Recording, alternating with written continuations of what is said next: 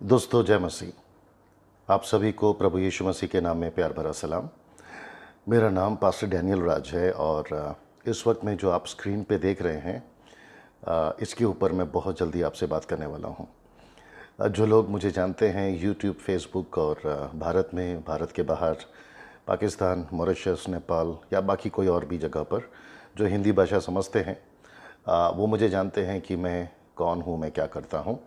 लेकिन जो मुझे नहीं जानते हैं, मैं उनके लिए कहना चाहता हूँ कि मैं परमेश्वर का एक दास हूँ। पिता, पुत्र, पवित्र आत्मा पर विश्वास करता हूँ। पवित्र आत्मा के 9 वरदानों को मैं विश्वास करता हूँ। यीशु मसीह ही मार्ग, सत्य, जीवन है, मैं उसके पर विश्वास करता हूँ। यीशु मसीह वापस आने वाले हैं, मैं विश्वास करता हूँ। पवित्र आत्मा का सामर्थ का काम आज भी हो रहा है, मैं विश्वास करता हूँ। और सारे मानव जाति को बचाने के लिए यीशु ने अपना लहू क्रूस पर बहाया और उसके बलिदान से ही हम सब बचेंगे, ये मैं विश्वास करता हूँ। और मैं साथ ही साथ विरोध करता हूँ गलत शिक्षाओं का। मैं विरोध करता हूँ यहोवा विटनेस, ओनली जीसस, जेरूशलेम माता, सेवेंथ डे एडवांटेज और बाकी और भी जितने कल्ट टीचिंग्स हैं, मैं उसके विरोध में हूँ। और साथ ही साथ मैं विश्वास करता हूँ कि परमेश्वर के वचन को संदर्भ में, इन कॉन्टेक्स्ट पढ़ना बहुत ज़रूरी है। और अगर कोई मैनिपुलेट करता है, ट्विस्ट करता है, खींच तान कर उसको अलग पेश करता है, मैं उसके खिलाफ़ हूँ, मैं उसके विरोध में हूँ। और मैं विश्वास करता हूँ कि परमेश्वर के वचन को 2 तिमोथी 2 अध्याय वचन 15 के हिसाब से ठीक से काम में लाना बहुत ज़रूरी है। As Paul says to the Timothy, rightly dividing the scripture. तो ये सारी चीज़ों के ऊपर मैं विश्वास करता हूँ ना। अभी मैं ये जो क्राइस्ट मैंडेट आप देख रहे हैं, act chapter 1 verse from act chapter 1 and 1 to 3, ये जो आप देख रहे हैं अभी, मैं उसके ऊपर अभी बात करने वाला हूँ। और मैं चाहता हूँ कि आप लोग ये जो वीडियो है इसको बड़े ध्यान से देखें। जिसको आप सुन रहे हैं, मेरी जो आवाज़ आप सुन रहे हैं, मुझे आप जानते हैं, तो इसलिए मेरा चेहरा आपको दिखाने की आवश्यकता नहीं है, क्योंकि मुझे फोकस ये जो स्लाइड है उसके ऊपर करना है। अगर आप मैं कौन हूँ और मैं कैसा दिखता हूँ, वो करने के लिए आप मेरे बाकी वीडियोस को चेक कर सकते हैं। सो इस वक्त में मैं शुरू करना चाहता हूँ दोस्तों, और मैं रिक्वेस्ट करूँगा कि आखिर तक देखिएगा। ये क्राइस्ट मैंडेट को समझना बहुत ज़रूरी है। मुझे नहीं पता कि इसके ऊपर प्रभु के दासों ने बात करी या नहीं करी। अगर नहीं करी है हिंदी भाषा में, तो मैंने ये पहल करी है, कोशिश करी है कि मैं इसको आप तक पहुंचाने की कोशिश करूं। तो सभी मसीह भाई बहन, पास्टर्स, एवेंजलिस्ट, प्रॉफिट्स, टीचर्स, प्रभु के अपोस्तल्स और जितने भी लोग प्रभु में दास दासियां सेवकाई करते हैं, वो सभी इसको बड़े ध्यान से देखें। मैं मास्टर ट्रेनर हूं ग्रेट कमीशन का पूरे भारत के लिए, और अभी तक हम जो है पूरे भारत के अंदर 800 से भी ज़्यादा, मैं समझता हूं 800 और 1000 के आसपास में, मात्र 4 या 5 साल के अंदर हम ये सेमिनार करते रहते हैं। पूरे भारत में लोगों को तैयार करते हैं, इक्विप करते हैं। अब बात करते हैं इसके ऊपर।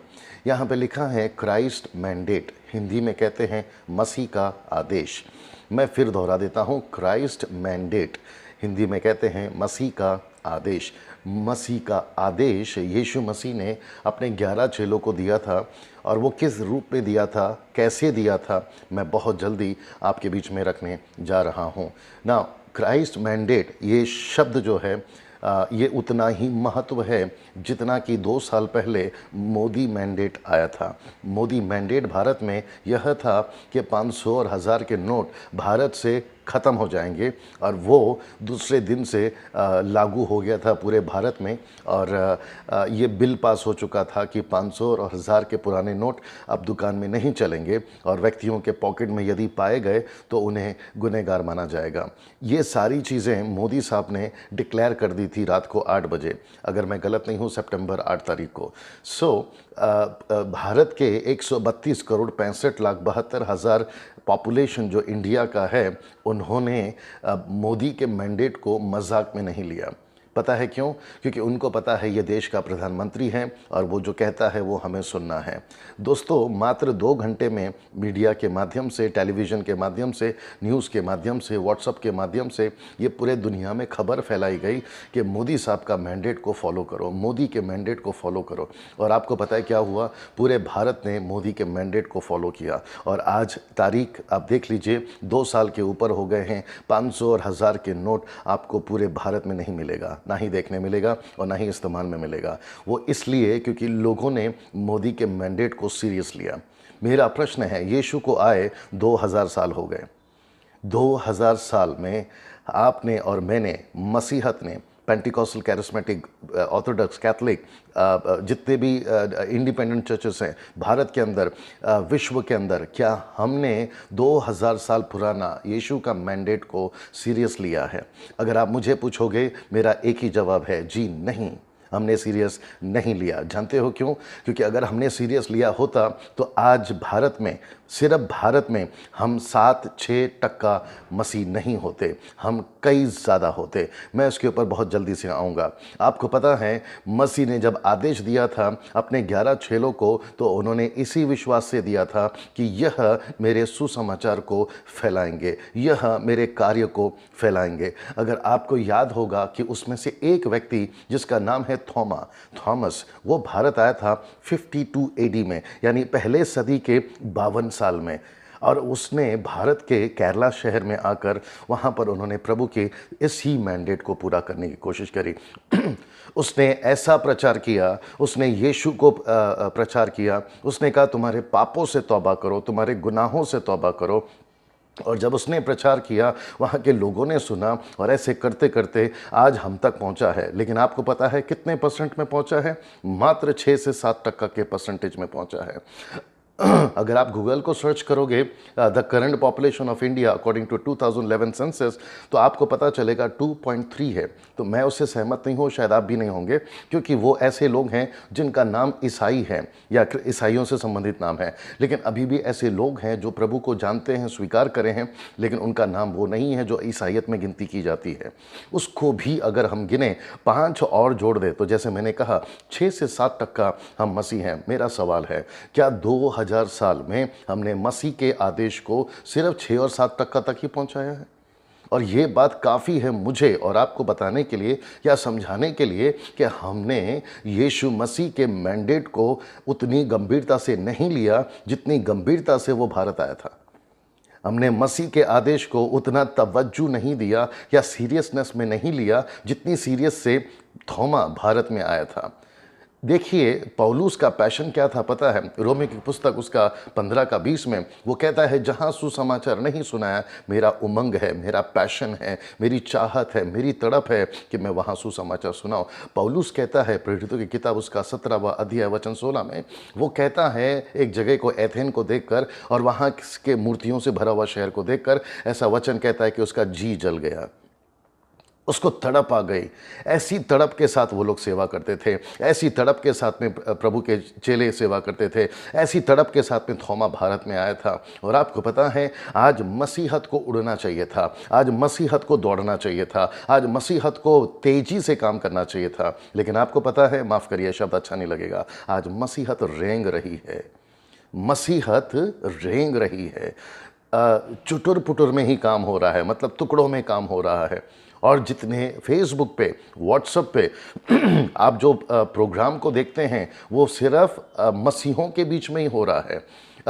जो बच गए हैं उन्हीं को फिर से बचाया जा रहा है, जिनका बपतिस्मा पहले से हो चुका है उनको फिर से शिक्षा दी जा रही है, जिसको पवित्र आत्मा पहले से मिल चुका है उसको फिर से लाइन में खड़ा कर कर कहा जा रहा है कि आपको पवित्र आत्मा कैसे मिलेगा।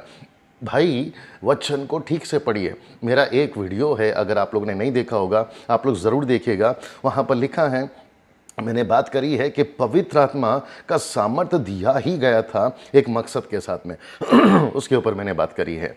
अब यहाँ पे दिक्कत यह हो रही है कि हम मसीह जो बन रहे हैं, जिसको मैं मॉडर्न क्रिश्चियंस कहता हूँ, अभी जो हम मसीह बन रहे हैं वो ऐसे मसीह बन रहे हैं, हमको ये सिखाया जा रहा है कि बस आप चर्च अटेंड करिए, संडे टू संडे आप बस चर्च अटेंड करिए, आप मेरे ही चर्च में आइए। खबरदार अगर आप दूसरों के चर्च में गए, खबरदार अगर आपने कोई दूसरे पास्टर की प्रीचिंग को सुना।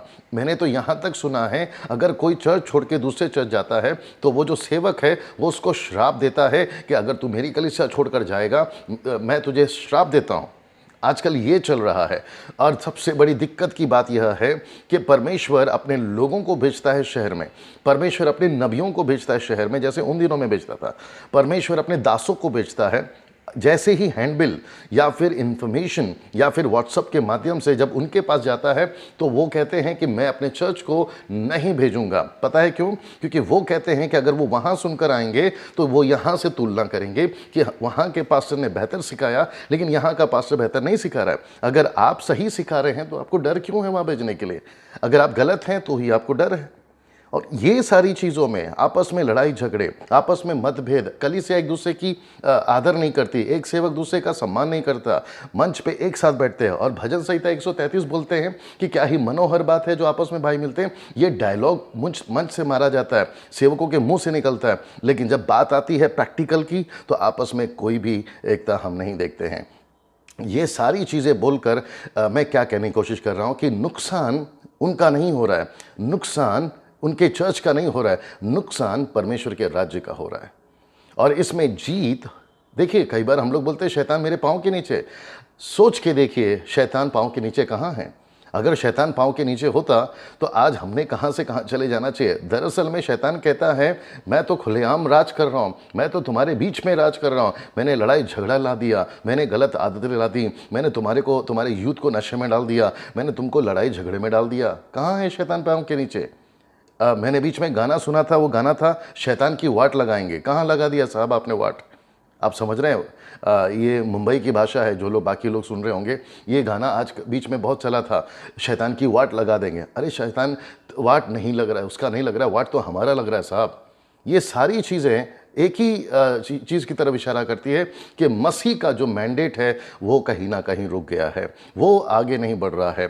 गलती की पुस्तक उसका 6वां अध्याय वचन 9 कहता है यदि हम ढीले ना हो तो सही समय पर कटनी काटी जाएगी। ये सारी चीज़ें, जैसे आप ये पोस्ट देख रहे हैं, क्राइस्ट मैंडेट को फॉलो करने के लिए, पूरा करने के लिए ये समझना बहुत ज़रूरी है कि अभी परिस्थिति क्या है कलीसिया की, परिस्थिति क्या है सेवकों की, परिस्थिति क्या है मसीहों की। अगर इसको पहले ठीक नहीं किया जाएगा तो आप क्राइस्ट मैंडेट को फॉलो या पूरा कैसे करेंगे ना। जल्दी से आते हैं प्रेरितों की किताब, उसका पहला अध्याय 1 से लेकर 3 तक में। अगर आप वहाँ पर 1 से लेकर 3 तक पढ़ोगे तो वहाँ पर लिखने वाला लूक कहता है कि हे थियोफिलुस, मेरी पहली पुस्तिका जो यीशु आराम से करता और सिखाता रहा, ये उसका जिक्र है। ये तब तक चलता रहा जब तक कि वो क्रूस पर ना चढ़ाया गया और वो मुर्दों में से जी ना उठा। लेकिन वचन 3 बहुत इंटरेस्टिंग है, जैसे आपके स्क्रीन में आप देख रहे हैं। वचन 3 बहुत दिलचस्प है। लिखा है उसने दुख उठाने के बाद, जरा शब्द को ध्यान दीजिएगा, दुख उठाने के बाद। यहां पे लिखा है कि दुख उठाने के बाद, तो प्रश्न यह है दुख उठाने से पहले क्या? तो इसका मतलब है, बहुत ध्यान से सुनिएगा, दुख उठाने के बाद का जीवन अलग है, दुख उठाने के पहले का जीवन अलग है। इसको दोनों को आपको 2 एंगल से देखना होगा। दुख उठाने से पहले उसको कहते हैं 3.5 साल की सेविकाएं, दुख उठाने के बाद उसको कहते हैं 40 दिन की सेविकाएं, जैसे आपके स्क्रीन में आप लोग देख रहे हैं। अब यहाँ पे आपको ये भी समझना बहुत ज़रूरी होगा। इंग्लिश में कहते हैं before suffering and after suffering. ये 2 चीज़ को हमें समझना होगा, और ये मेरा इंटरप्रेट नहीं, ये वचन का इंटरप्रेट है। इंग्लिश में लिखा है आफ्टर सफरिंग, फिर प्रश्न उठता है व्हाट वाज बिफोर सफरिंग। सो ये 2 चीज़ को मैं आपके बीच में पहले रखूंगा ताकि हम क्राइस्ट मैंडेट को समझ सकें ना। यहाँ पे लिखा है आगे, उसने दुख उठाने के बाद बहुत से पक्के प्रमाणों से अपने आप को उन्हें जीवित दिखाया। अब जरा शब्द देखिए, और 40 दिन तक, शब्द को देखिए, 40 दिन तक, इसलिए मैंने उसको थोड़ा सा फॉन्ट को बड़ा किया है, वह उन्हें दिखाई देता रहा। अब यहां पे बात खत्म नहीं हो गई, नीचे का लास्ट लाइन देखिए क्या लिखा है, और परमेश्वर के राज्य की बातें करता रहा। इसका मतलब है कि यीशु मसीह ने 40 दिन मुर्दों में से जी उठने के बाद यीशु मसीह ने अपने 11 चेलों से परमेश्वर के राज्य की बातें करी, और यह करता रहा 40 दिन तक नॉन स्टॉप। ये कौन सी बातें हैं, इस पे फोकस करना होगा। ये कौन सा कार्य था, इस पे फोकस करना होगा। तब जाकर आप जो है क्राइस्ट मैंडेट को समझ पाओगे। मैंडेट आया कहाँ से, आदेश आया कहाँ से, 3.5 साल में आया या 40 दिन में आया? तो मैं आपको अभी से बता देता हूँ कि 3.5 साल में मैंडेट नहीं आया, 40 दिन में मैंडेट आया। 3.5 साल में मत्ती 10, लूका 10, यहाँ यीशु ने 12 चेलों को और 70 चेलों को ये कहकर भेजा कि जाओ और सुसमाचार सुनाओ, बीमारों को ठीक करो। लेकिन पूरे विश्व में जाओ, ये 3.5 साल में नहीं आया, लेकिन ये आया यहाँ पे 40 दिन में। आइए देखते हैं कैसे। अब अगला चित्र को आपको बड़े ध्यान से देखना होगा। यहाँ पे इंग्लिश में लिखा है why Jesus was on earth for 40 days after his resurrection. वहाँ पे क्वेश्चन मार्क है। तो मैं, अगर आप सुन रहे हैं तो मैं आपसे भी पूछूंगा कि यीशु मसीह दुख उठाने के बाद पृथ्वी पर 40 दिन क्यों थे। अगर आप ये चित्र देख रहे हैं तो आपको पता चल जाएगा कि ये वो चित्र है जो कहता है कि यीशु मसीह कब्र में से जी उठे, मुर्दों में से जी उठे। और यहाँ पे यीशु मसीह ने अपने चेलों से, क्षमा करें, अपनी दासी से जिसका नाम है मैरी मैगदलीन, उनसे भेंट करी। सुबह सुबह, यूहन्ना की पुस्तक उसका 20वां अध्याय वचन 1 पढ़ोगे तो सुबह सुबह, in the early morning, English में लिखा है सुबह सुबह, ये जो मैरी मैगदलीन है ये यीशु के कब्र पर आती है, पत्थर को लुढ़का हुआ देखती है। और जब वहाँ पर वो देखती है कि अंदर पार्थिव शरीर नहीं है तो वो दौड़ कर जाती है, चेलों को बुलाती है जिसमें से थोमा और यूहन्ना आते हैं। और जब वो देखते हैं तो वहाँ पर कब्र खाली है और पतरस और यूहन्ना, ध्यान से सुनिएगा, पतरस और यूहन्ना वापस लौट जाते हैं। लेकिन मैरी मैगदलीन वहीं पर बैठी रोती रहती है। तब वचन 15-16 अगर आप पढ़ोगे तो वहाँ पर लिखा है कि यीशु मसीह पीछे से आते हैं और वो जैसी उसको देखती है तो वो माली समझती है। और जैसी वो माली को समझ कर कहती है, मेरे गुरु के तुमने शरीर को कहाँ रखा है, मुझे बता दीजिए। तब यीशु ने उसको मरियम बुलाया। वो समझ गए कि ये मेरा रब्बी है, यानी मेरा गुरु है। अब वहाँ पे एक पॉइंट है, वचन 17 को अगर आप पढ़ोगे, वो कहते हैं, कौन, यीशु मरियम से कहते हैं कि जा मेरे भाइयों से, यानी मेरे चेलों से कहना कि मैं ऊपर जा रहा हूँ। जरा शब्द को ध्यान दीजिए, मैं ऊपर जा रहा हूँ। सुबह का वाक्य था, ये सुबह का वाक्य था। यीशु ने सुबह मरियम से कहा, मैं ऊपर जा रहा हूँ, तुम्हारे पिता मेरे पिता, तुम्हारे परमेश्वर मेरे परमेश्वर। मेरा प्रश्न है दोस्तों, ध्यान से सुनिए, जितने बाइबल टीचर हैं, जितने प्रभु के दास हैं, सब लोग सुनिएगा। यीशु मसीह ऊपर जाने की आवश्यकता क्या पड़ी, पहली चीज। दूसरा, यीशु मसीह 3 रात 3 दिन कहाँ थे? तो पहला पत्र 3 अध्याय वचन 19 कहता है कि वो अधोलोक में कैदी आत्मा को प्रचार करे थे 3 दिन 3 रात। मेरा प्रश्न यह है कि जब आप नीचे थे तो इसका मतलब आप ऊपर नहीं थे। और अगर यीशु नीचे थे तो ऊपर जा रहे हैं, मरियम से कहा, तो वो झूठ नहीं कहेंगे क्योंकि परमेश्वर झूठ नहीं बोलता। अगर वो ऊपर नहीं गया तो मतलब उन्होंने सच कहा, और वो ऊपर जा रहे हैं तो मतलब जा रहे हैं और वो भी सच है। तो इसका मतलब है यीशु को ऊपर जाने की आवश्यकता क्या पड़ गई? तो आपको थोड़ा सा पीछे ले जाता ओल्ड टेस्टमेंट में, महायाजक, क्योंकि इब्रानियों 9वां अध्याय 1 से पढ़ोगे तो यीशु मसीह सदा का महायाजक है। लेकिन ओल्ड टेस्टमेंट में जो महायाजक होता था उनको बकरी का जो लहू या मेमने का जो लहू होता था उसको अंदर अति पवित्र स्थान में वो कटोरे में लहू को दिखाना होता था। और जब वो परमेश्वर देख लेता था तो कहता था कि ठीक है, अब जाओ, तुम सबके इजरायलियों के और देश के पाप को मैंने माफ़ किया है। सोचिए, वो हर साल ऐसा करता था। लेकिन यीशु का लहू बकरी का नहीं है, यीशु का लहू किसी और का नहीं है, यीशु का लहू यीशु का है। तो पिता ने ये समझा अवश्य है कि मैं तेरे लहू के वसीले से, तेरे लहू के वजह से मैं दुनिया के तमाम गुनाहों को माफ़ करूंगा। पहला पतरस 1 अध्याय वचन 18 कहता है, सोने चांदी बछड़े के लहू से हमारा उद्धार नहीं हुआ है, परंतु निष्कलंक यीशु मसीह के उस मेमने के लहू से हमारा उद्धार हुआ है। ये तमाम चीज़ें आप लोग पढ़ सकते हैं बाद में भी ना। यहाँ पे यीशु ने कहा कि मुझे ऊपर जाना अवश्य है और लहू को दिखाना अवश्य है, जो कि इंटरप्रेट नहीं है वहाँ पर। इफिसियों 3:9 कहता है, क्षमा करें, इफिसियों 3:5 कहता है, बहुत सारी बातें पवित्र आत्मा अपने दासों पर प्रकट करता है। तो ये उसको सपोर्ट करने के लिए मैंने ये स्क्रिप्चर दिया है। तो आइए कल्पना करते हैं कि यीशु ऊपर जा रहे हैं और अपने लहू को पिता को दिखा रहे हैं। तब वहाँ पर यीशु मसीह को जब ये बात को हुई तो वहाँ पूरा जो स्वर्ग है वो स्टन हो गया, मतलब एक जगह पर शांत हो गया कि यीशु का आगमन हो रहा है। वहाँ पर यीशु का जो है अभी एंट्री होने वाली है, प्रवेश होने वाला है। तो वहाँ पर जितने म्यूजिशियंस होंगे या फिर जितने तुरियाँ होंगी या फिर जितने ढोल नगाड़े होंगे, यीशु के स्वागत के लिए जैसे ही वो आएंगे तो हम उनके लिए वेलकम करेंगे। जैसे ही यीशु ने वहाँ पर प्रवेश किया होगा, आत्मिक बातें हैं, समझने की कोशिश करिए, यीशु ने जैसे ही वहाँ प्रवेश किया होगा तो वहाँ पे सारे लोगों ने एक साथ तालियां बजाना, ढोल नगाड़े बजाना, तुरियां फूकना, यीशु का स्वागत करना किया होगा। लेकिन यीशु ने उनको चिल्ला कर कहा होगा स्टॉप। जी हाँ, यीशु ने कहा होगा स्टॉप, मतलब रुक जाओ। क्यों? क्योंकि यीशु ने कहा अभी भी प्रतिज्ञा में लोगों को पहुंचाना, प्रतिज्ञा के देश में पहुंचाना बाकी है, अभी भी कनान में आना बाकी है, अभी भी लोगों को जीतना बाकी है। हम जश्न कैसे मना सकते हैं? जी हाँ, इब्रानियों की किताब उसका 7:25 कहता है यीशु मसीह पिता के दाहिने हाथ में बैठे मध्यस्थी कर रहा है अभी भी। आपका पहला तिमोथी 2 अगर आपने 5 पढ़ा होगा तो वहाँ पर लिखा है कि हमारे लिए एक मीडिएटर है और वो है यीशु मसीह। अगर आपने मरकुस का 16:19 पढ़ा होगा, वहाँ पर लिखा है कि यीशु जब उठा लिए गए बादलों पर पिता के दाहिने हाथ में बैठ गए। क्यों? जश्न मनाने के लिए नहीं, कॉफ़ी पीने के लिए नहीं, कुछ खेल कूद करने के लिए नहीं, खुशी मनाने के लिए नहीं, लेकिन आपको और मेरे लिए काम करने के लिए, बचाने के लिए, दुआ करने के लिए वो बैठे हैं ना। यहाँ पे यीशु सुबह जाते हैं तो वचन 19 और 20 अगर आप पढ़ोगे तो वहाँ पर वचन 19 में लिखा है कि यीशु शाम को अपने चेलों के पास आते हैं ना। ये दोनों स्क्रिप्चर मैं दे रहा हूँ, यूहन्ना 20:1 और यूहन्ना 20:19। वहाँ पे लिखा है कि सुबह 1 में लिखा है वो आए मरियम से मिले और यहाँ शाम को अपने चेलों से मिले। तो वहाँ शाम को यीशु मसीह ने आते ही अपने चेलों से क्या कहा? मरकुस की किताब 16:14, मत्ती की किताब 28:16, लूका की किताब 24:44, यूहन्ना की पुस्तक 20:19 से लेकर आगे तक, ये चारों पुस्तकें जो कि मैं अभी दिखाने जाऊंगा, तो आपको पता चल जाएगा कि यीशु ने आते ही अपने चेलों से क्या कहा। मत्ती 28:16, मरकुस 16:14, लूका 24:44 और यूहन्ना की पुस्तक 20:19 से लेकर 23 तक, ये 4 वाक्या में यीशु मसीह ने अपने चेलों से क्या कहा ना। आपको याद होगा मैंने कहा था कि यीशु का 2 चेहरा है, एक है दुख उठाने का पहला और दूसरा है दुख उठाने के बाद, before suffering and after suffering.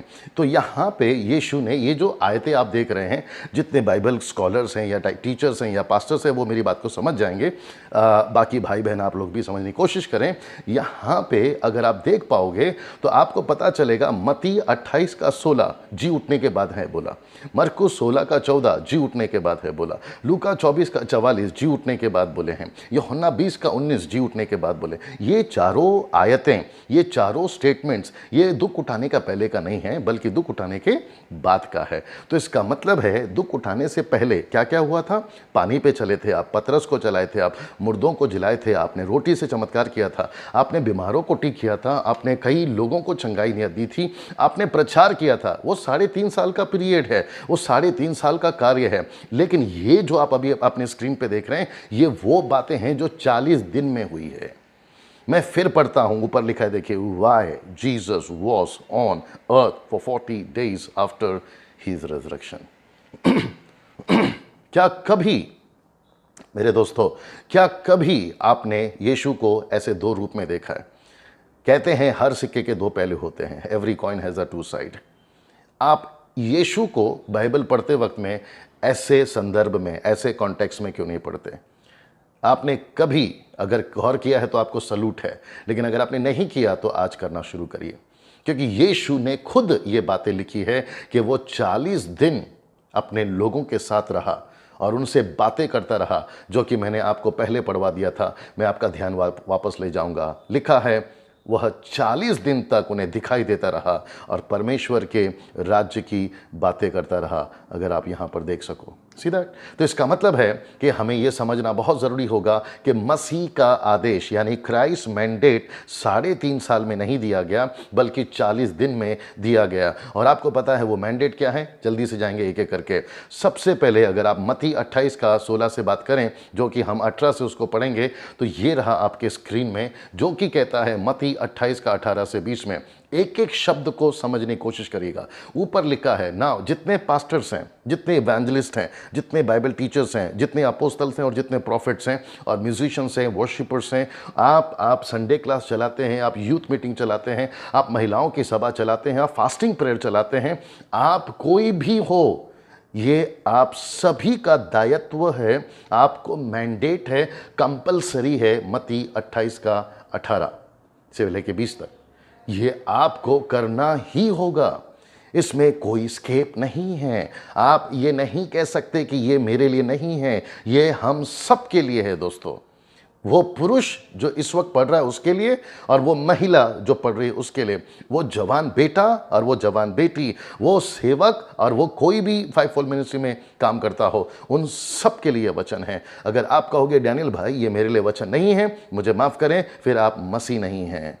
आपको ये करना ही होगा। पता है क्यों? ऊपर देखिए, यीशु ने उनके पास आकर कहा, इंग्लिश में लिखा ही केम अमंग देम। इसका मतलब है कहां से आकर कहा, मैं पहले बता चुका हूं, वो ऊपर गए थे, वो नीचे आए, आते ही उन्होंने कहा, क्या कहा देखिए, लिखा है स्वर्ग और पृथ्वी का सारा अधिकार मुझे दिया गया है। All authority has been given to me heaven and earth. इसका मतलब है जीसस ने जब कहा चाहे स्वर्ग की हो या पृथ्वी की हो, इसका मतलब है सब कुछ कवर हो गया उसके अंदर। स्वर्ग की बातें, पृथ्वी की बातें, पृथ्वी की ऊपर की बातें, पृथ्वी की नीचे की बातें, स्वर्ग की ऊपर की बातें, आकाश की बातें, लिखा है हर चीज मुझे दे दी गई है। अगर आपको याद होगा लूका 4 का, अगर आप 4 से आगे पढ़ोगे, शैतान कहता है ये सारा मुझे दे दिया गया था, लेकिन आपको पता है अब यीशु मसीह ने उसके तख्ते को पलट दिया। यीशु कहता है कि अब सारा अधिकार मुझे दिया गया है। कैसे? ऑफ कोर्स यीशु मसीह क्रूस पे मरे और उन्हें लहू बहाकर अपने आप को बलिदान कर कर 3 दिन नरक में जाकर, according to Revelation chapter 1 verse 17 and 18,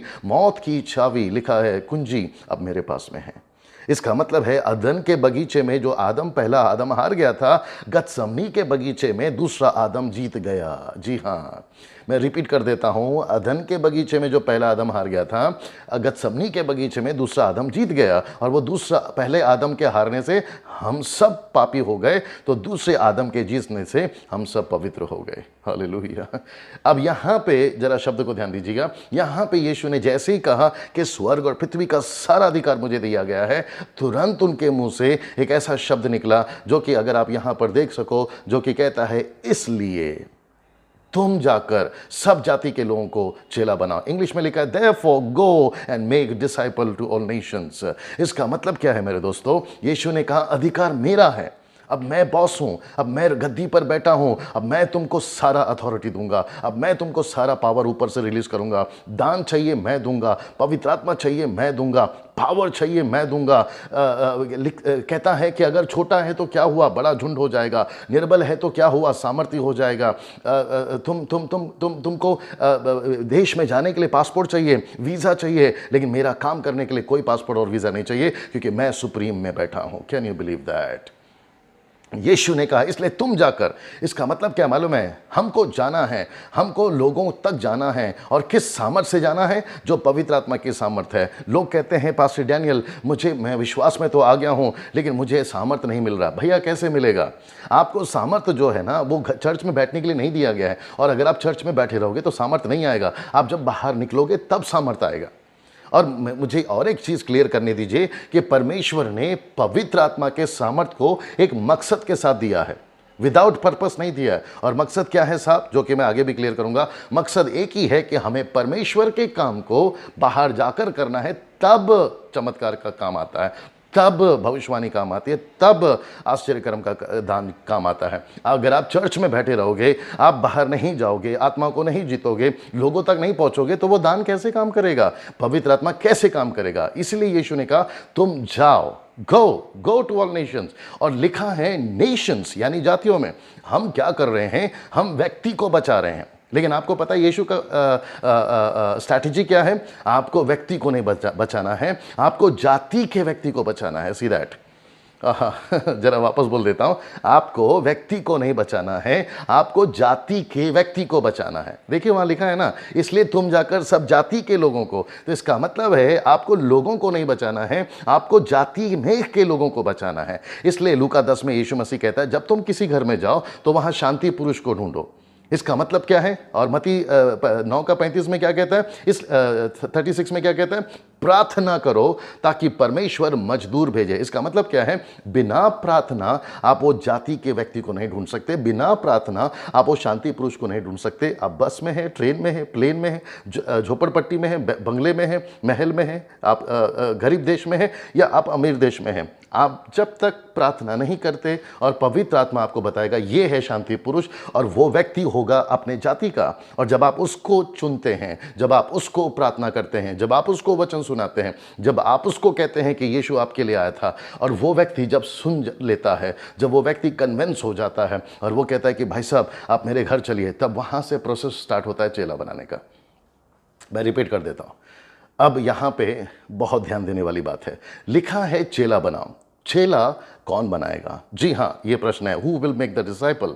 आपका पास्टर चेला नहीं बनाएगा। मैं रिपीट करता हूं, आपका पास्टर चेला नहीं बनाएगा, आपका लीडर चेला नहीं बनाएगा। जो इस वक्त में सुन रहा है, और इस वक्त में जो पढ़ रहा है, और इस वक्त में जो बाहर जाकर काम कर रहा है, और जिसको व्यक्ति मिलता है जातियों में, वो खुद चेला बनाएगा। आप मुझसे बहस कर सकते हैं, डैनियल भाई ये गलत है, पास्टर का काम है ये। नो, मुझे प्रूफ करके बताइए। पतरस first apostle for the Jewish, यहूदियों के लिए, पौलुस second apostle for the Gentiles, अन्य जातियों के लिए। लेकिन आपको पता है, जब पतरस सेवा करता था, याकूब काम करता था, फिलिप काम करता था, स्टीफन काम करता था, पतरस के लिए तिमोथी काम करता था, बरनबास काम करता था, एक्विला प्रिस्किल्ला काम करती थी, फीबे काम करती थी, ये सब उनके अधीन थे। और जब ये जाते थे तो पौलुस नहीं कहता था जैसी चेला कोई विश्वासी मिल गया, मतलब कोई अविश्वासी मिल गया और उसको वचन सुनाया, तुरंत मुझे बुलाओ, मैं आके उसको चेला बनाऊंगा। नो मेरे दोस्त। और आपको पता है यीशु ने क्या कहा? यूहन्ना की पुस्तक उसका 20:23 में वो कहता है, जैसा पिता ने मुझे भेजा मैं तुम्हें भेजता हूं। Can you see that?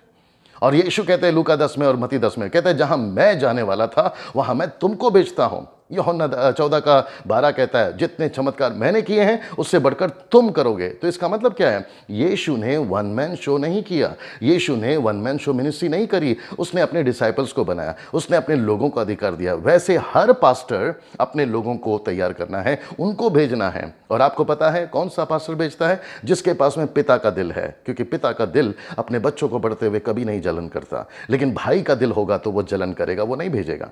अब यहाँ पे मैं इस बहस पे नहीं पढ़ना चाहता हूं, लेकिन मैं आपको वचन में ही लेकर चलना चाहता। अगर मुझसे कोई बहस करना चाहता तो नीचे कमेंट में डाल सकता है कि पास्टर डैनियल ये गलत है और इसका ये सपोर्टेड स्क्रिप्चर है। अब जरूर डालिएगा, मैं आपकी बातों से सहमत हो जाऊंगा। लेकिन अगर स्क्रिप्चर नहीं है, शांत रहिएगा ना। यहां पे लिखा है जाओ और चेला बनाओ। तो चेला बनाने की प्रक्रिया में पुरुष भी चेला बना सकता है, स्त्री भी चेला बना सकती है। और अगर कोई कहता है, संस्था कहती है कि महिला सेवा नहीं कर सकती, तो मुझे स्क्रिप्चर डाल दीजिए नीचे, मैं आपकी बात को मान लूंगा। अगर नहीं है तो शांत बैठिएगा।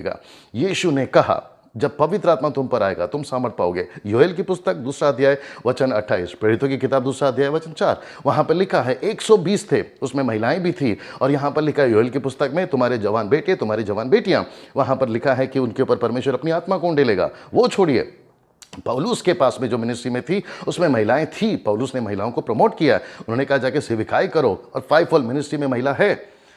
मैं आपको रिपीट कर देता हूं, 5 फोल्ड मिनिस्ट्री में महिला है। इफिशियंस चैप्टर 4 वर्स 8 to 12, वहाँ लिखा है परमेश्वर जो ऊपर उठा ले गया बंधुआई में, उसने कई लोगों को आज़ादी दी। He captivate the captives. और वहाँ पर लिखा he gave the gifts to men, MEN, और MEN का मतलब है मैनकाइंड, पुरुषों को, मनुष्यों को। इसका मतलब क्या पता है? उत्पत्ति 5:1 कहता है परमेश्वर ने मनुष्य की सृष्टि की, नर नारी उसको बनाया, और लिखा है कि उनका सृष्टि के दिन उनका नाम आदम रखा। इसका मतलब है जेंडर यहाँ है, ये पुरुष है, ये स्त्री है। लेकिन आपको पता है स्वर्ग में कोई जेंडर नहीं है, स्वर्ग में कोई लिंग नहीं होता है मेरे दोस्तों। और फिर गलतियों की किताब उसका 3 अध्याय वचन 28 कहता है अब ना कोई यहूदी रहा, ना कोई यूनानी रहा, ना कोई दास ना स्वतंत्र, बल्कि तुम सब मसीह यीशु में, नर हो या नारी, सब एक हैं। हम सब ने यहाँ पर गड़बड़ कर दिया साहब, हमने महिलाओं को आगे बढ़ने नहीं दिया। अब कोई मुझसे बहस कर सकता है। फिर पौलुस ने कहा है कि 1 कुरिन्थियों 14:34 में, 1 तीमुथी 2:10 से लेकर 12 तक में पौलुस ने कहा स्त्रियों को चुप रहना चाहिए कलीसिया में। तो मैं फिर उनसे कहना चाहूँगा, मेरा इसके ऊपर बहुत सारा वीडियो है, आप लोग चेक करिएगा। वो स्त्री नहीं, किसी की पत्नी है। और पौलुस ने कभी नहीं कहा कि कलीसिया में पुरुष पर आज्ञा ना चलाए, उसने सिर्फ इतना कहा कि पुरुष पर आज्ञा ना चलाए। कलीसिया निकाल कर बताइए, मैं मान जाऊँगा।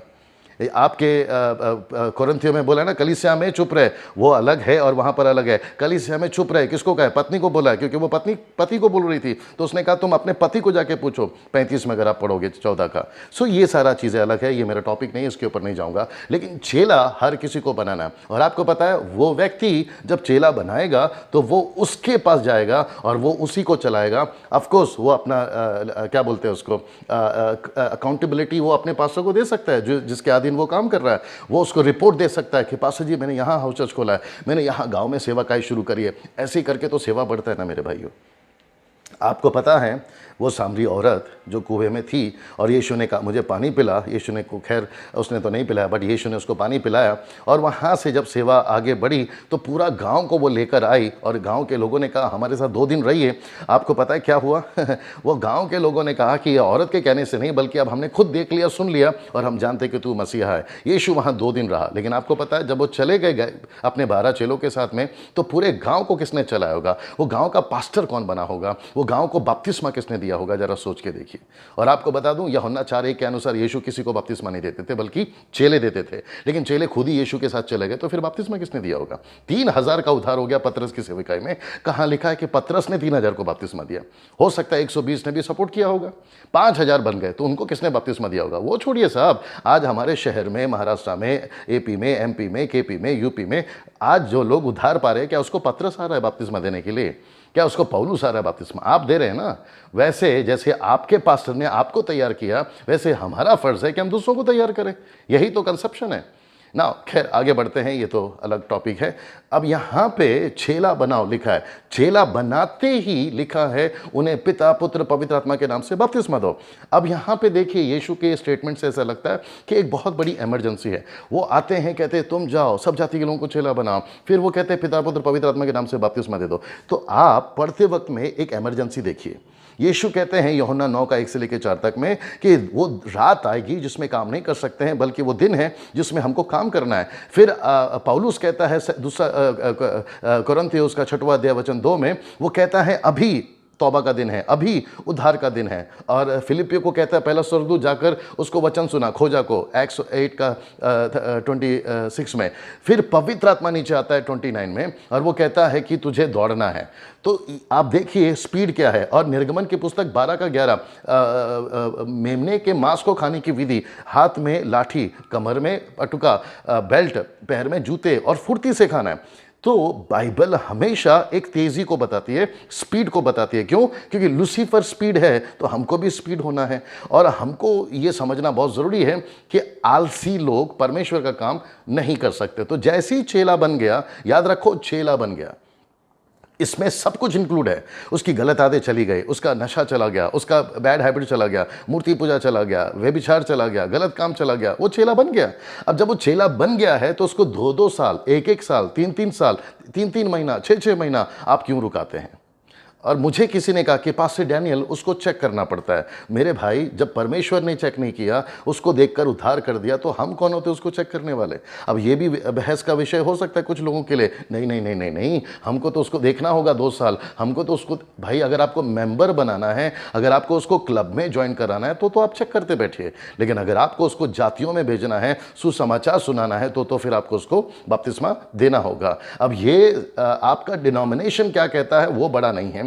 कैथलिक का डिनोमिनेशन, पेंटिकॉस्टल, कैरिस्मेटिक, ऑर्थोडॉक्स का डिनोमिनेशन वो क्या कहता है, मैं उस पर बहस में नहीं पढ़ना चाहता हूं, क्योंकि बहुत सारे लोगों का अलग अलग अपना अपना इंटरप्रेट है। लेकिन बाइबल क्या कहती है मैं वो बात कर रहा हूं। आप क्या कहते हैं वो मुझे नहीं सुनना है, और ना ही मुझे सुनाना, और ना ही नीचे कमेंट्स में डालना। लेकिन बाइबल क्या कहती है वो बताना। यीशु ने कब बपतिस्मा लिया? जैसे ही वो 30 साल के हो गए तुरंत बपतिस्मा लिया। 3000 ने कब बपतिस्मा लिया? जिस दिन उनका उद्धार हुआ उसी दिन बपतिस्मा लिया। आपका जेलर ने कब बपतिस्मा लिया? जब पौलुस के द्वारा उद्धार हो गया, जिस दिन उसका उद्धार हुआ उसी दिन उद्धार बपतिस्मा लिया। खोजा ने कब बपतिस्मा लिया? जिस दिन उसका उद्धार हो गया उसी दिन बपतिस्मा लिया। 19 अध्याय में प्रेरितों के जहां 12 लोग थे, तो पौलुस ने पूछा तुम्हारा बपतिस्मा किस नाम से हुआ, किसकी वजह से हुआ है, या कैसे हुआ है? तो उन्होंने कहा जॉन द बैप्टिस्ट। तब उसने तुरंत उसको बपतिस्मा दिया। उसने क्यों नहीं कहा चलो ठीक है मैं आपको 6 महीना चेक करता हूं? ये सारी चीजें हैं, सब आपको समझना बहुत जरूरी होगा।